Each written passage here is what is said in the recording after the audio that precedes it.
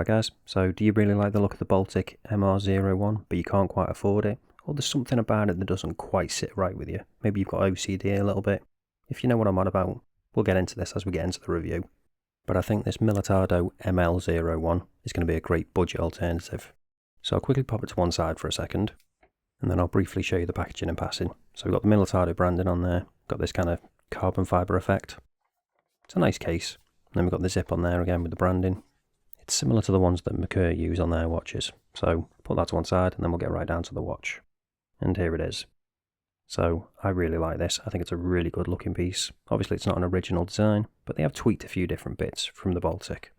So it's available in a few different colours. Some really interesting ones going on there as well, one of which is a salmon one. They also have some different other bits, but we'll get into that as we get into the review. But first of all, we'll go over the dimensions. So we've got a diameter of 36mm, thickness of 10.3, lug width of 20, then the all-important lug to lug is coming in at 43.9. In terms of weight, on this supplied leather strap, it's coming in at 46 grams. So, seeing as we're talking about it, let's get a closer look at this strap and go over that in a bit more detail first. First off, we'll go to the buckle, get a closer look. So the finishing on this is either sandblasted or bead blasted. It doesn't actually specify on the listing which it is, but it's unbranded. Then with the rest of the strap, you can see it's nicely stitched, no issues with that. Got the two keepers, one fixed, one floating. Flicking it over to the back, there's no branded or anything, but again, nicely finished. Got that sterile case back on the way past, screw down, and then going over to the other piece of the strap. Again, no branded or anything on the back, but again, nice soft supple strap, really comfortable, no break-in period at all, and I think it just suits the watch perfectly too. Getting onto the head of the watch, we've got an unsigned ground there, and we've got pretty simple finishing, so it's just brushed on the sides, but we've actually got drilled lugs there, which is a really nice touch, so if you do want to swap out the strap, you can do quickly and easily. And you might also be able to see while we're around here that we've got that top hat style crystal too. We'll be checking in a bit if that is sapphire. Before we do that though, we'll go over the rest of the case. The top of the lugs are polished, as is that bezel, so it just breaks it up slightly so it's not fully brushed. With it being a dress watch, you do want some polished bits on there. But now let's get onto the dial, because that is the main thing with this watch that's going to make you either buy one or not. And it is a really good looking dial. So, as I alluded to earlier, there are a few different variations with this one. So, you've got this, what they call white, I'd say it's more silver that I've got here. And this has got a textured finish to it. But then they've got some others, including a blue one, which has got a sunburst effect. Then a black one, which is more of a matte finish. And then they also have a salmon one, which I think is also textured. But again, if you check the link in the description, you'll be able to see that in more detail. So we've got applied indices, and then we've got that sub-dial down at the 6, and then either side of that, and the 5 and the 7, we've actually got little dots for the markers there. I do like the fact that they've put something there, and not just left it blank. Or worse still, when you get the cut-off numbers. Really not a fan of that. And this is one of the big differences between this and the Baltic. That sub-dial is actually centered, whereas the one on the Baltic is actually at the 7 and 8 o'clock position. So if you've got OCD like I have a little bit, that might drive you a little bit mad. So I do really like they've moved it down to the 6 on this one. It makes that more symmetrical look, which I really appreciate. I don't think the Baltic has the little dots either side either. I think it's just got that blank. So again, that's another change. So when it comes to the rest of the indices, I think they look really good. Yeah, they're not the thickest, but you can definitely see they're applied, and they are a nice high polish, so they catch the light really nicely, as do the hands. I just think it's a really elegant looking piece. And then we've got that Militado branding at the top. I know some might not be keen on that, so you can actually get this with a sterile dial as well. So it is nice that they give you the option with that. And on this textured dial version, you can see it's almost looking like it's applied, but it is actually just printed on there.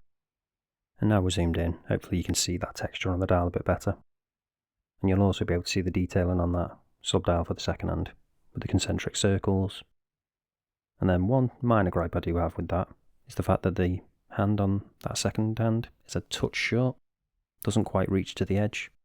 Not ideal, but when you're looking at it normally, it's not that big a deal. So if we get a zoom out, we'll talk about the movement in a bit more detail now, because you probably noticed that we've not got an automatic movement in this from that movement of the second hand. We've actually got a quartz, and it's a VD78 movement. So it's not like a VH movement where it's got that high beat, but it's a good rock solid movement. So if we just pull out the crown, no screw down or anything, just a push pull one, and then you'll see that the second hand stops. So obviously we've got hacking, and then we can just change the time. And then when you pop it back in, the second hand will re-engage. So, works well enough. Again, fairly basic, but does the job. So now, let's get onto the crystal and find out what we're dealing with here. Have we got sapphire or not?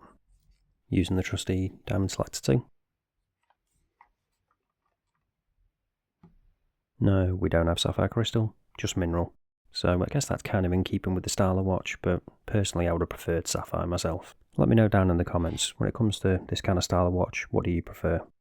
So obviously with it being a dressy style watch, we're not going to have any lume on this, as you probably figured out already. So now let's just talk about the price. So this is available from the Watch Dives website. It's coming in at $74, which is about £60, and I think for what you're getting, that's a pretty good price. Obviously, it's not going to be on par with the Baltic in terms of some things, including that automatic movement, but if you're willing to spend a little bit more and you're really set on getting a watch with that movement, I've also reviewed another watch that has that. So that's the Labini. I'll leave a link to that up in the top if you want to check it out, and I'll also leave it down in the description as well. And that still comes in significantly cheaper than the Baltic. But getting back to this one, you probably want to know what are the pros and cons, and also see what it's like on wrist. So we'll go over all that now, before you make up your mind whether you want to pick one up or not. And here it is on my 7-inch wrist. And as I say, wears really nicely, and I think it looks great as well. With the combination of that compact lug to lug, and also that slight curvature to the lugs, just conforms really nicely to wrist. And despite having that top hat style crystal, it's actually pretty thin still as well. And I do really like this strap as well. I think it suits the watch perfectly, and it's nice and soft and supple. And this buckle though, I do wish they'd matched the finishing on that to the case, either brushed or polished. Having it bead blasted, sandblasted, just a little bit odd. But other than that, I don't really have too many other negatives with this. The only other one possibly being that second hand being slightly short, but it's not all that noticeable when you've got it on wrist. It's only really when you're looking at it closely that you notice it. So I can live with that personally myself. Otherwise, I think they've done a really good job, especially for the price. And when you compare it to the Baltic, because obviously that's what it's Homage in, the crystal on that, I think that's Tessellite, this one's mineral, so fairly similar. So neither have sapphire, and obviously the Baltic costs quite a lot more. And as I say, the main difference is that movement.